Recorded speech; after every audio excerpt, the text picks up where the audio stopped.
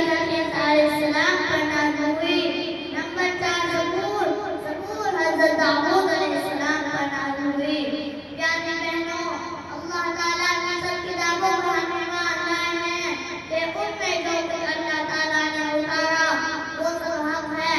اپنے زمانے میں ان کے احکام پر عمل کرنا ضروری ہے اور اسی میں بندوں کی نجات بھی ہے، بلکہ قیامت تک سب کی نجات صرف قرآن ہی پر عمل کرنے میں ہے۔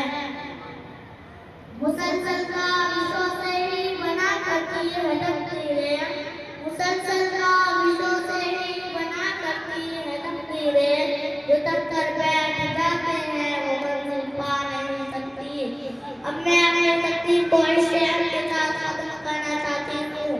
وما علینا الا البلاغ المبین۔ السلام علیکم ورحمۃ اللہ وبرکاتہ۔